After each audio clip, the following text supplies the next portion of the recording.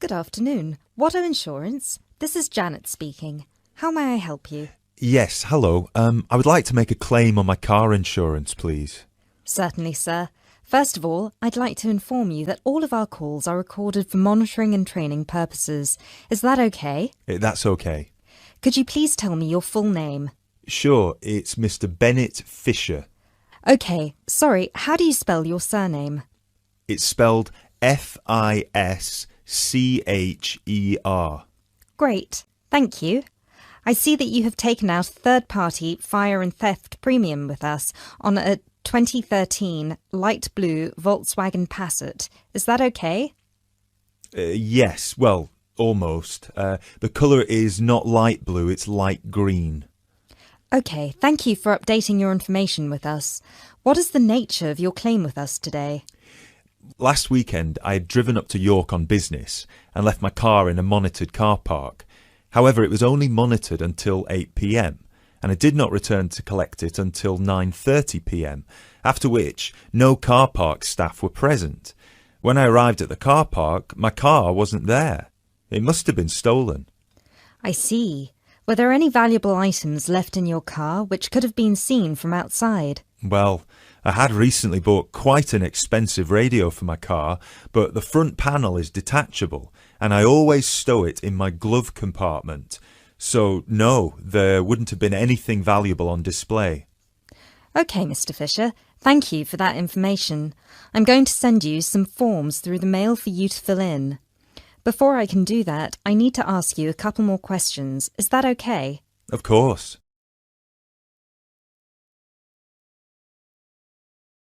You now have 30 seconds to look at questions 6 to 10.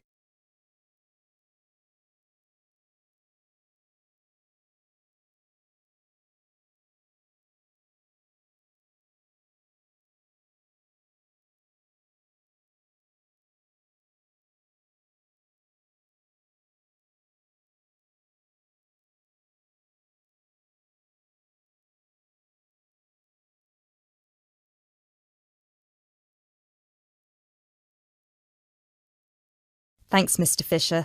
First of all, could you let me know your policy number, please? Of course. I have it right here. It's G34C245. G34C245.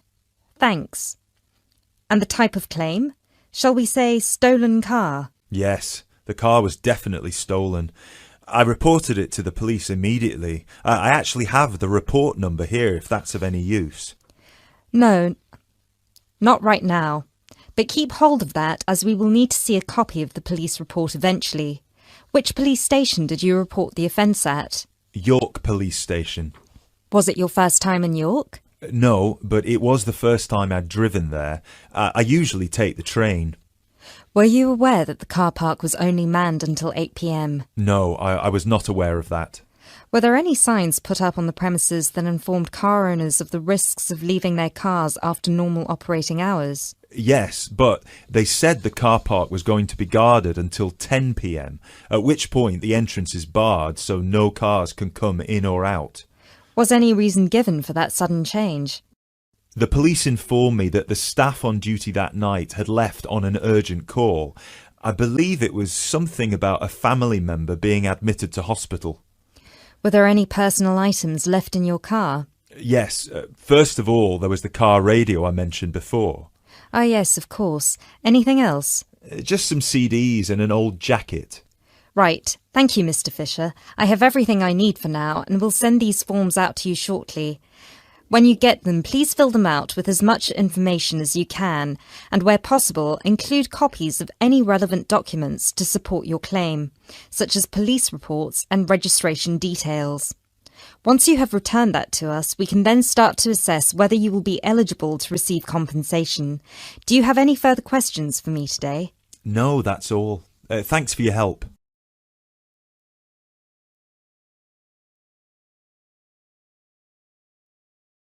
That is the end of part 1. You now have half a minute to check your answers.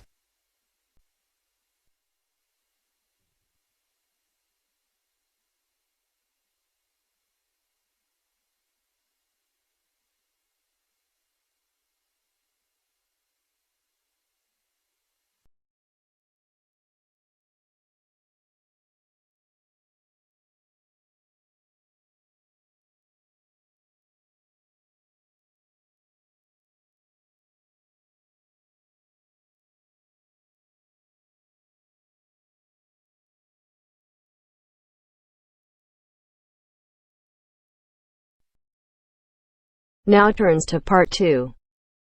Part 2. You will hear a recorded message giving information about an area where tourists can visit to taste local food. First, you will have some time to look at questions 11 to 13.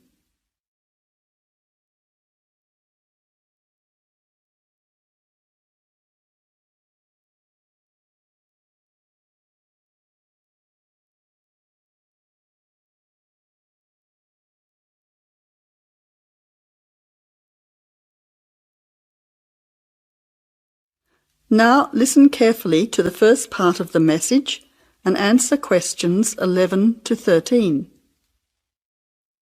Welcome to the tourist information line for the Valley Food Trail. Here you will find many local food products for you to sample and buy. It is possible for you to spend as much or as little time as you want, but I suggest that you allow a full day for touring this area. Of course, there are many half-day tours available for those of you short on time. Now, it's quite a large area and stretches from Brookville to Ford Hill. For those of you unfamiliar with the area, that means that it is 10 kilometres to 35 kilometres from the city centre, or by car 15 minutes to the closest point, continuing to 55 minutes at its furthest point from the CBD. Of course, apart from food, there are many other places of interest in this area, including cafes and restaurants and galleries and studios. But I wouldn't recommend you go here to see parks and gardens. The other information lines will give you specific information related to these particular attractions. Before the final part of the message, you now have 20 seconds to look at questions 14 to 20.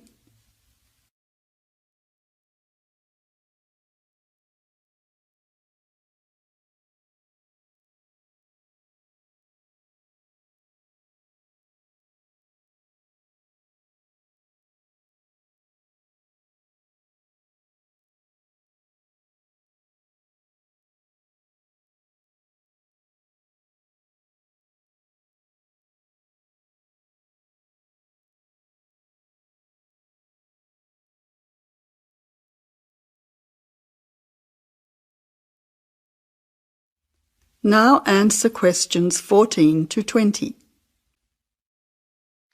But let's go back to food. If we begin in Brookville and head north towards Upper Valley in a clockwise direction, passing West Valley on West Road, we cross over Coast Road to come to our first place of interest, Magic Coffee. This is not to be confused with the Coffee House, situated opposite on the other side of the valley on the railway line.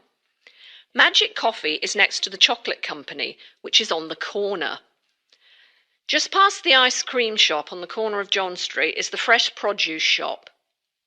A little further north, we have reached Ford Hill, where we can start our drive southwards along Great Northern Highway following the railway line. First, we come to the organic market near the corner of Memorial Avenue, and then to Olive Farm opposite Olive Road. Just before we come to the next street crossing, we see the Honey Pot, which is practically opposite the coffee house.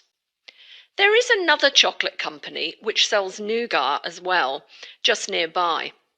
Following the railway line along Great Northern Highway, we return back to Brookville. Now, as I have said previously, if you only have a few hours to spare, there are several places that you shouldn't miss. The two chocolate places make equally nice chocolate, but the factory has the added bonus of nougat, unlike the company.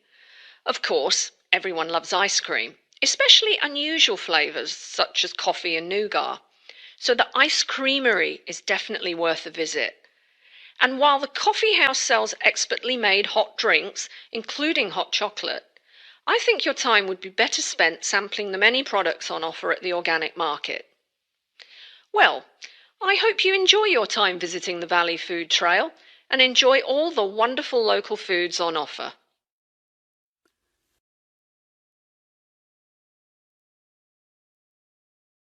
That is the end of Part 2. You now have half a minute to check your answers.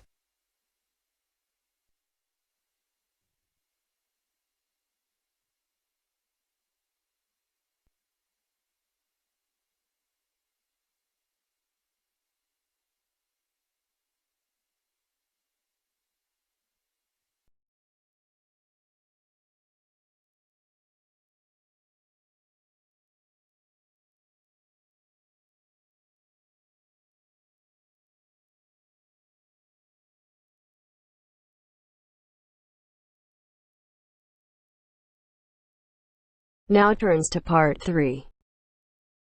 Part 3.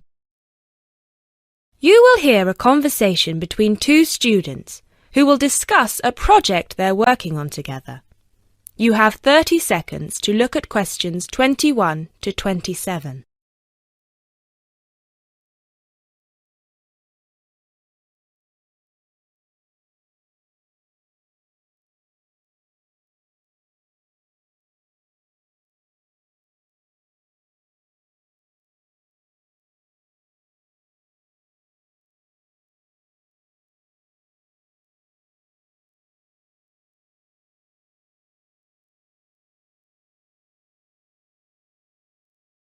Hey Jess, glad you could make it.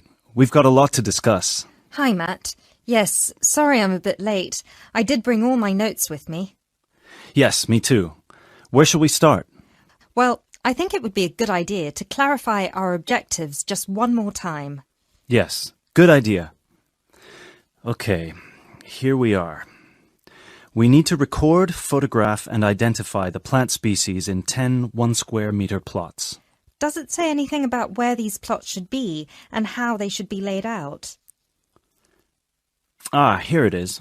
It says that all the plots need to be no more than 10 meters apart. And how do we choose them? Ah, this is the fun part. I remember this. Here we are. Make a 1-meter square frame using bamboo sticks available from the department stores. Yes, we've already done that. I know, I'm just reading the whole section. Okay. One person stands roughly in the middle of the chosen area and throws the frame. The other person uses a tape to mark out the square where the frame landed and returns frame to thrower.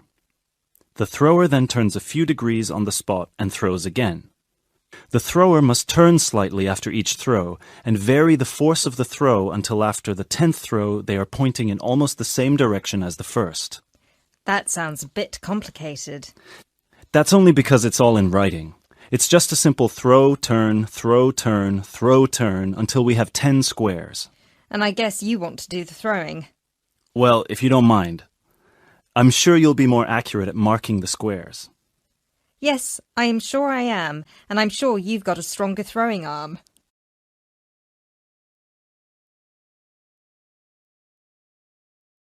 You now have 30 seconds to look at questions 28 to 30.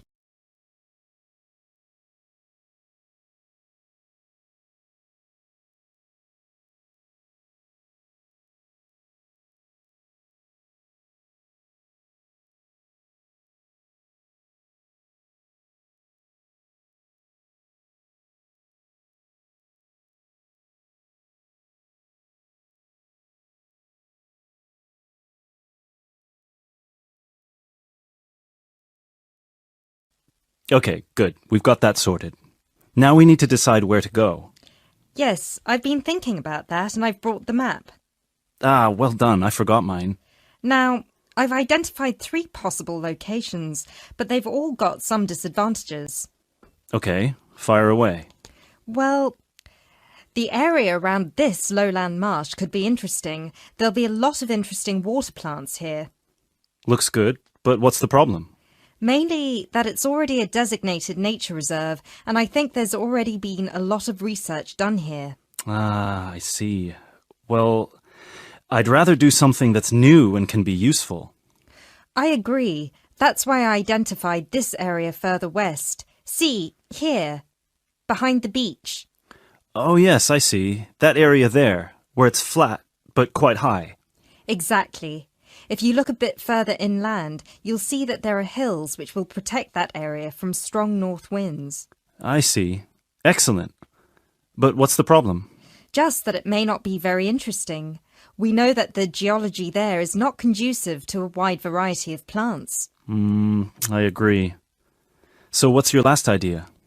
Well, I think this one is a bit of a winner, although I did want to show you the other 2. Look up here, on the north coast. Where? See this bay?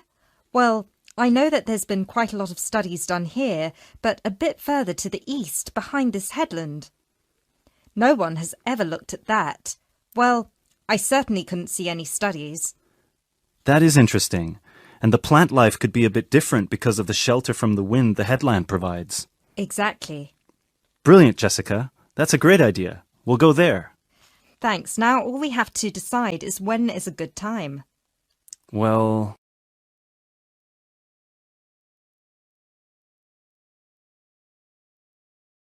That is the end of part 3. You now have half a minute to check your answers.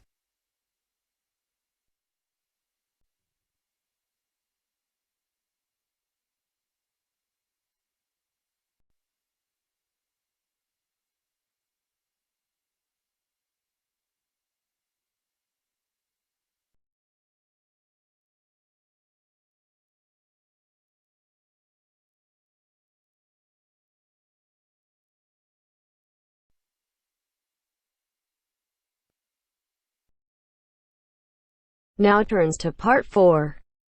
Part 4. You will hear part of a lecture on the current and future use of mobile phones. You now have 30 seconds to read questions 31 to 35.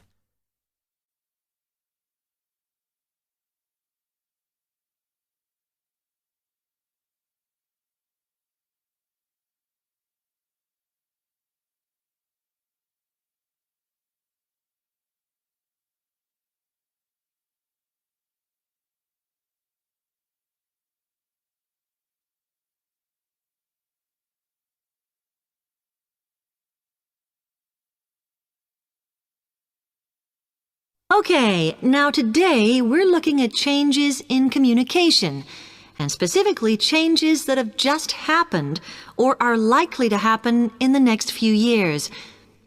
Key to this is the mobile phone, which is increasingly being seen as an all-purpose system rather than just a phone. If you only use your phone for texting and making calls now, you will be amazed at how you'll be using it in the future. The technology has been developed for a range of other uses.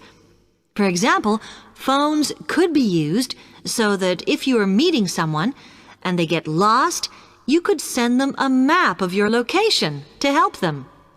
This will save all those complicated explanations over the phone and our poor friends or colleagues trying to drive and find out where they are at the same time. And if you get bored waiting, or if you're traveling, for example, you will soon be able to see TV news on your phone as it is actually being broadcast. This means that you won't have to miss any of your favorites if you were away for a few days. Most people have got used to texting now, and young people send pictures to each other. But what is exciting is the possibility of putting music with them before you send them. And it's not all frivolous. Phones are going to become even more critical in business and education. Some recent developments have a highly practical usage. So, for example, as lecturers, we will be able to send everybody a text to let them know if lectures have been cancelled. And the new phones could have a further use in education, as well as business, as they will enable us to go to any destination, such as when we are doing a field trip, for instance, and from there to send data directly to a computer so that we can access it when we get home. This means we will no longer be limited by what the phone can store. You now have 30 seconds to read questions 36 to 40.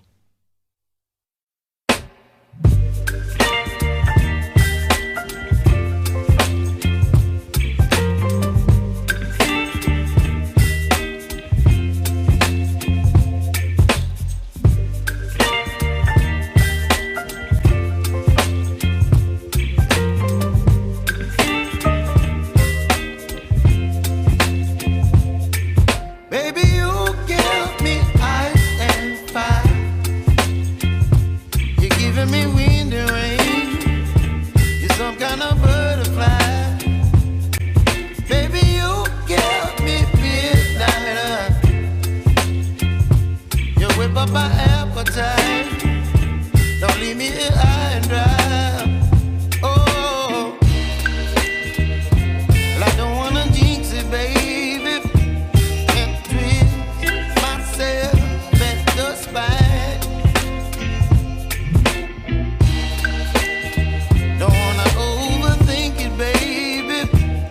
just dream.